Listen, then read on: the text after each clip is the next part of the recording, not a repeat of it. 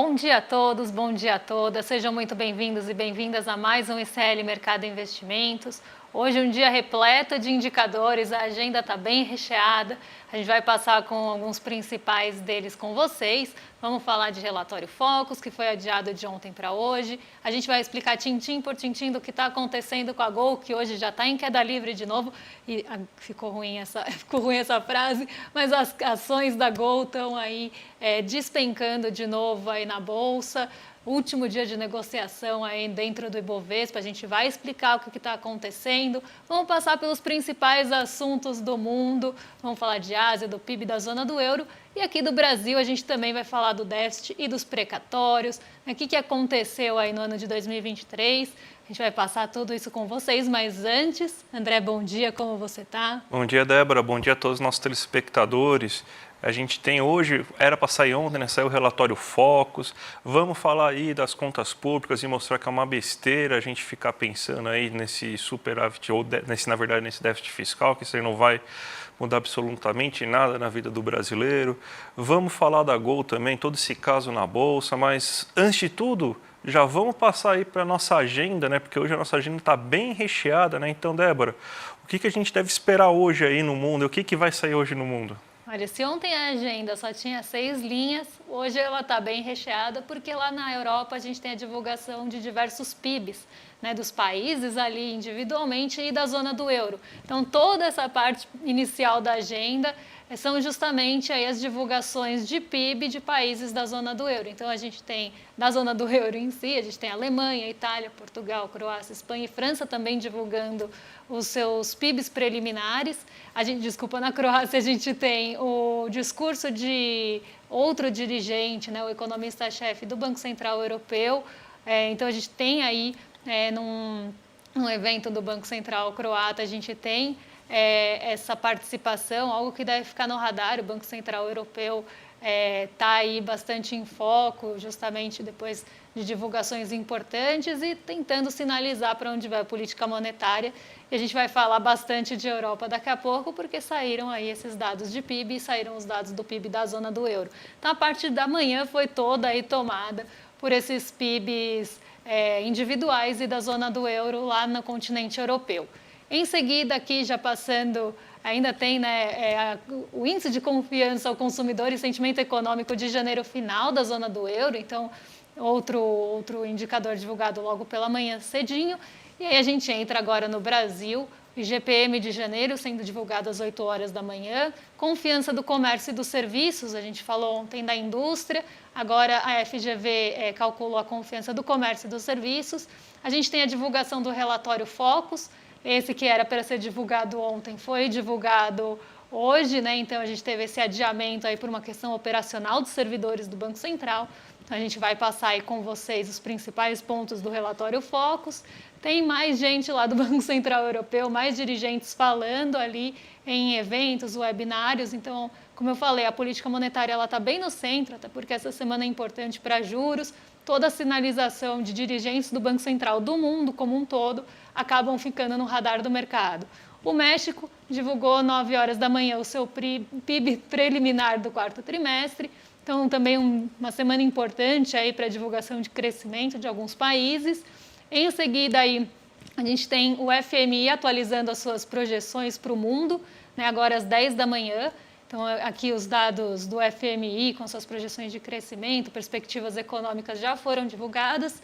A gente tem, a partir do meio-dia, o relatório de aberturas de vagas, o JOLTS, né, que traz aí uma ideia de como é que está o mercado de trabalho dos Estados Unidos.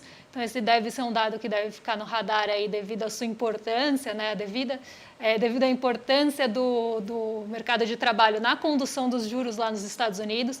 Então, esse é um dado importante. Na sexta, saem os dados finais ali mais completos de emprego, mas esse já é um primeiro aí assunto que deve ficar no radar. A gente tem o índice de confiança ao consumidor nos Estados Unidos também agora de janeiro. Outro dirigente do Banco Central falando em um evento, Banco Central Europeu aqui, dessa vez na Alemanha, agora meio-dia e meio. E a gente tem aí mais agenda, como eu falei, a agenda hoje está bem recheada. CAGED, que é um dado que a gente não costuma trazer aí muito holofote, até porque ele faz pouco preço, não tem uma relevância grande. Mas sai hoje o saldo líquido de dezembro de 2023, estoque da dívida e colchão de liquidez divulgado pelo Tesouro. E aí a gente tem alguns eventos aí envolvendo o Tesouro, plano anual e também a participação aí de ministros, aí a gente já está no próximo, a gente tem aí a participação de alguns dirigentes, diretores importantes aí do Tesouro e coordenadores num evento à tarde para até aí numa coletiva explicar aí os dados mais recentes do Tesouro. Já perto do fechamento, a gente tem a Microsoft e a Alphabet, na verdade depois, né, logo depois do fechamento, divulgando seus balanços. Isso deve ficar bem no radar ali do setor de tecnologia e deve ser aí um bom condutor, principalmente da Nasdaq. A General Motors, a GM, já divulgou os seus resultados agora pela manhã e no finzinho do dia, 10h30 da noite, leitura do PMI, o Índice de Gerente de Compras Industrial, composto de serviços da China. Esse dado também deve ficar aí bem no radar e mexer bastante com os mercados amanhã e naquele fechamento já da Ásia pela madrugada. Então, aqui a gente tem dados importantes mesmo sendo divulgados. Hoje, uma agenda bem extensa, diferente da que a gente teve ontem. Vamos então agora falar das bolsas, né? Amanhã é super quarta vai influenciar bastante, o pessoal tá nervoso, tá apreensivo para saber o que vai acontecer, mesmo que já esteja mesmo que dado, né? Até a precificação aqui no Brasil, nos Estados Unidos, né? Mas o que está acontecendo na Ásia agora então, Débora, depois com essa expectativa, com todos esses resultados de PIB que aconteceram?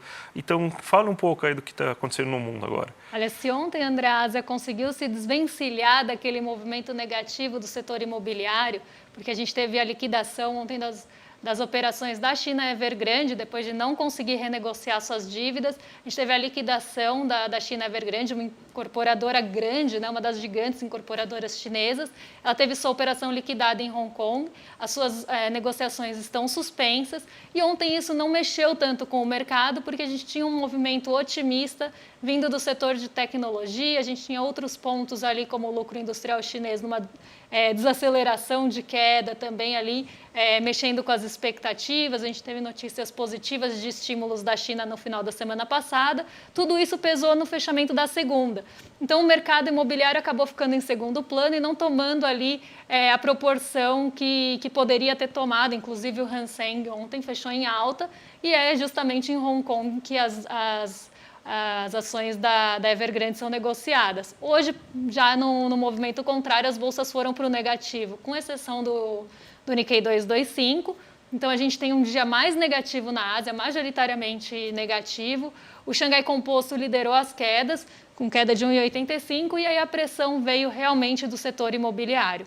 A gente teve essa liquidação acontecendo lá em Hong Kong, e aí as perspectivas para o setor imobiliário ficaram um pouco incertas, né? Para onde caminha o setor imobiliário chinês, um motor importante da economia chinesa.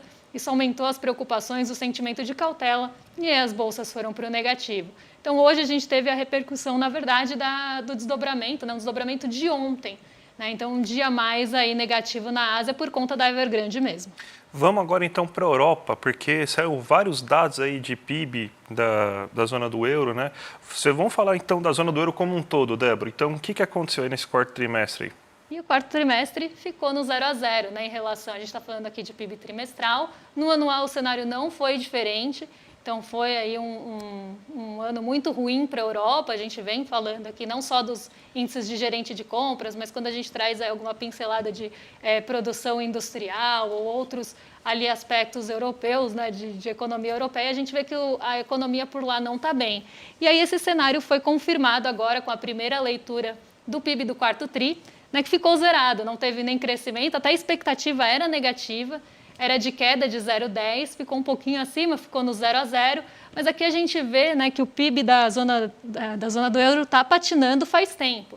Né, quando não cresce nada, ou cai, ou tem um crescimento muito pequeno aí de 0,30, que foi o único crescimento maiorzinho na série.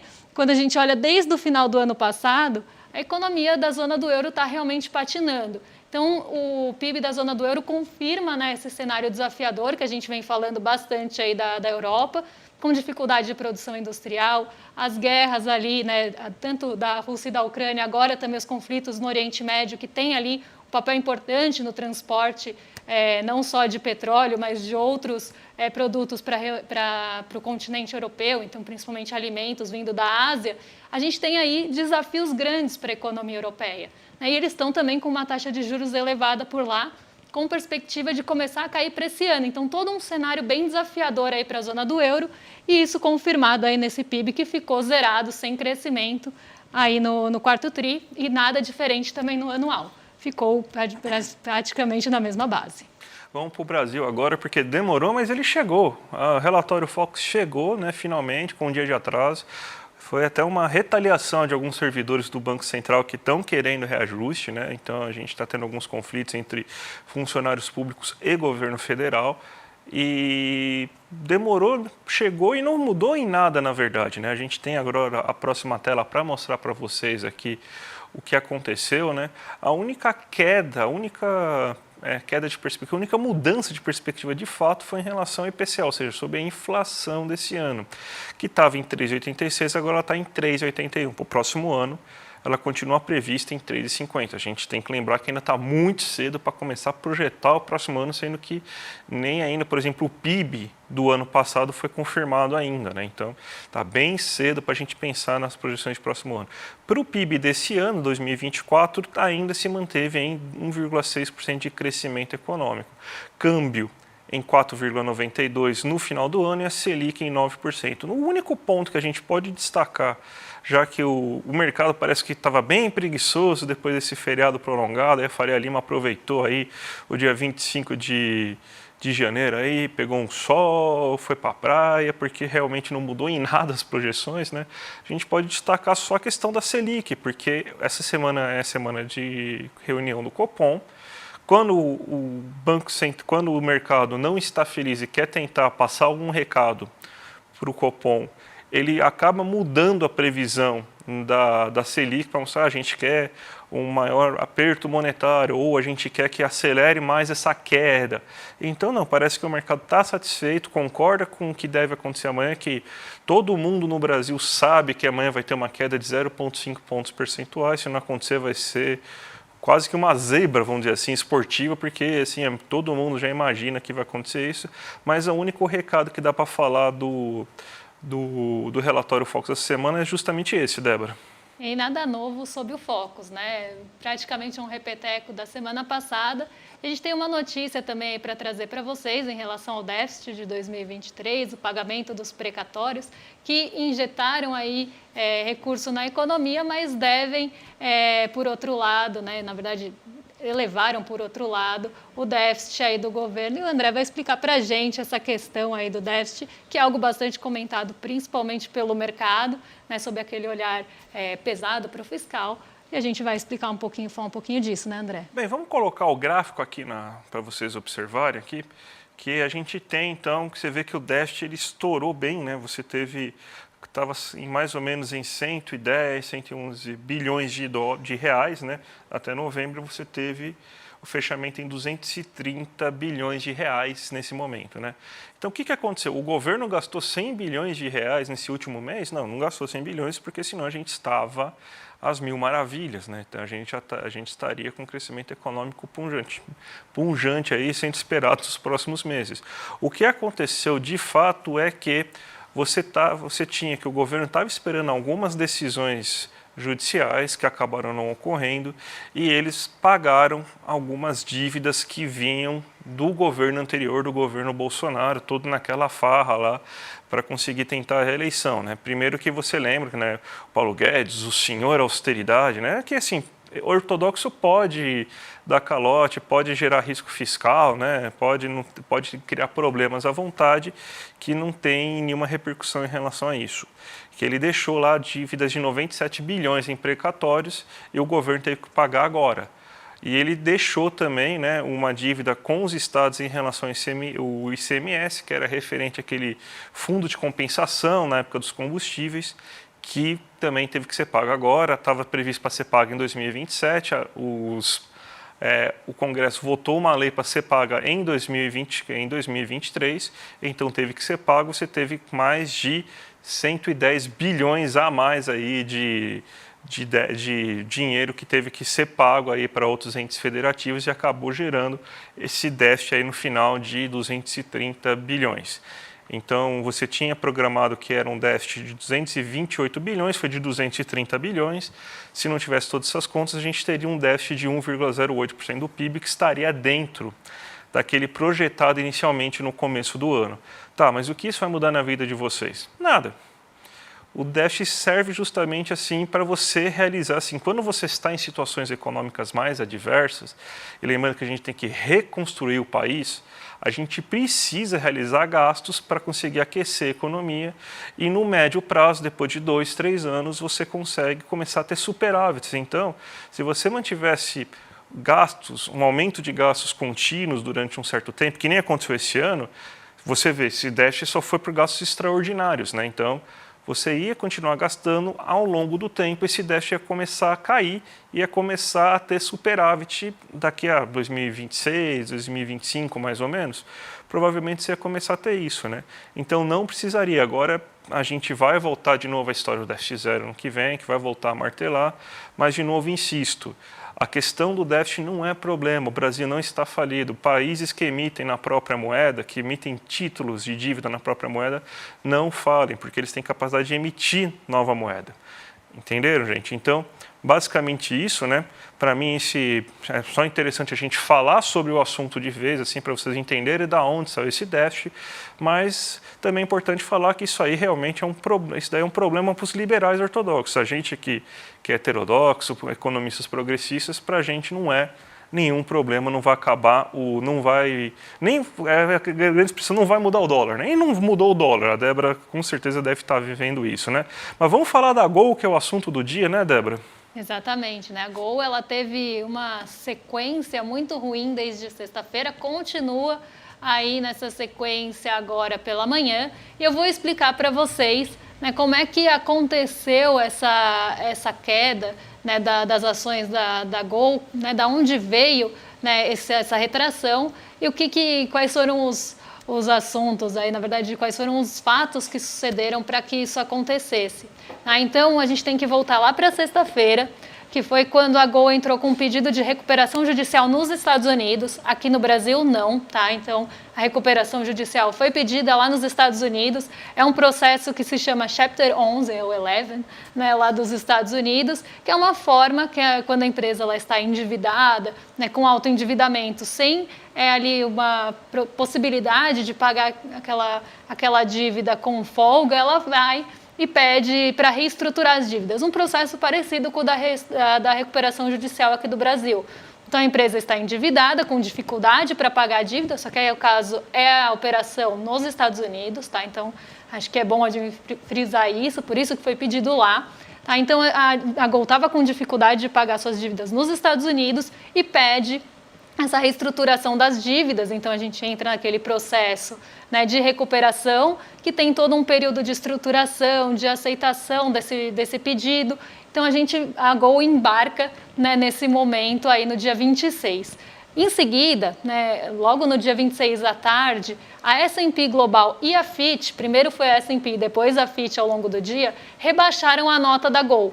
Né? Então, as empresas elas têm um rating, uma nota de crédito, vamos pensar assim, e aí quando a gente tem alguma dificuldade de pagamento, essa nota ela pode ser piorada e rebaixada. Tá? A nota nada mais mede do que a distância que aquela empresa está de pagar a sua dívida. Né? E aí ela já tinha um rating deteriorado, estava CCC-, né? Já muito próxima do D, e aí a gente tem o corte do rating para D, mostrando que ela está cada vez mais distante de uma saúde financeira e cada vez mais perto de uma dificuldade financeira.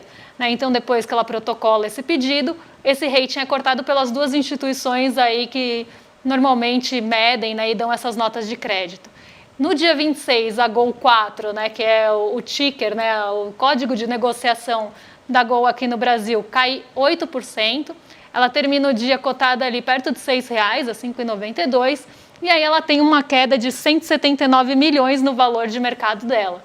Né? Então, ela, quando a gente tem o número de ações vezes o que ela vale, Isso é o valor de mercado daquela empresa. Como ela caiu bastante, começou caindo 8%, mas ela caiu muito mais em seguida, ela chega ali aos seus... chega ali a um pouquinho menos de 2 bilhões, né? E isso não era visto desde março de 2023. Em seguida, né, no dia 26 de janeiro ainda, a Gol confirma que ela não vai mais ser negociada porque ela tinha ali, né, os seus ADRs negociados em Nova York, né, que são os recibos lastreados aqui no Brasil, negociados em Nova York. Ela já confirma que ela não vai mais ser negociada em Nova York por conta do pedido de recuperação lá dos Estados Unidos.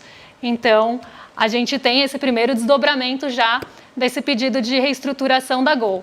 Logo em seguida, já no dia 29, né, então ontem, o BBI, né, que é o BBBI, na verdade, que é o BB Investimentos, rebaixa a recomendação da Gol para venda. Então, começa a recomendar a venda com um preço-alvo de R$ 5,23, quase 12% menor do que o último fechamento do dia 26.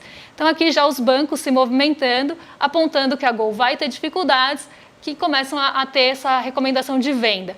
Isso parece pequeno, mas quando a gente tem rebaixamento de rating, recomendação de venda, rebaixamento da empresa e do preço-alvo, isso começa a gerar um burburinho, um movimento de mercado maior, e aí a empresa entra naquela espiral negativa também, né, das pessoas quererem vender, e aí ela cai mais, e aí as pessoas ficam assustadas, vendem mais, e aí a gente tem esse primeiro desdobramento aqui nas recomendações do Brasil, porque até então a gente estava falando de S&P e Fitch.